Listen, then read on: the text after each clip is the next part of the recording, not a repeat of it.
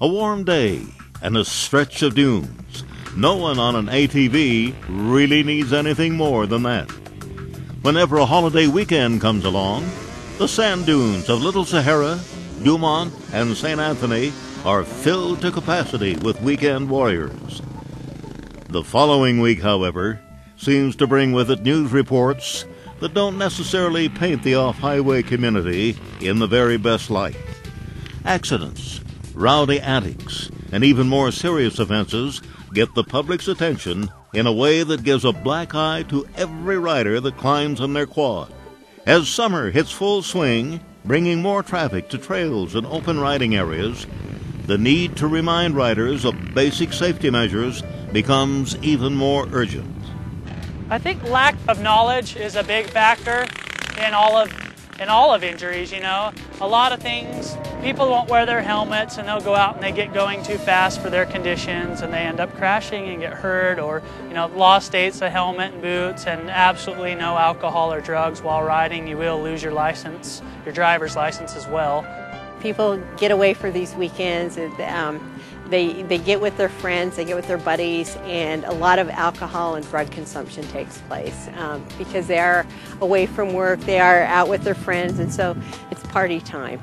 In a recent study conducted by the University of Alberta, 58% of ATV accidents in the U.S. involved alcohol use and were twice as likely to cause a fatality.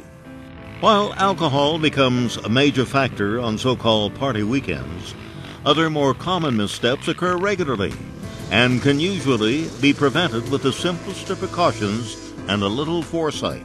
First of all, it's important that you wear the proper safety equipment. You need a properly rated motorized safety helmet. That's the most important thing. Anything can happen. Sometimes it's not up to you and how good of a rider you are. It's the conditions you're in can change so fast. Sometimes you never even see it coming. And if you're the best rider in the world and you turn a corner and some guy runs into you, you didn't have control of that situation. Sand dunes present a whole different scenario. The winds are constantly changing, so the sand dunes you ride on one day are not the same the next day, and so you want to be aware of constantly changing terrain. The right gear, attitude, and presence of mind will go a long way to keeping recreation safe. But as far as public perception goes, it's going to take more than just wearing a helmet to change the way ATVs and dirtbaggers are viewed.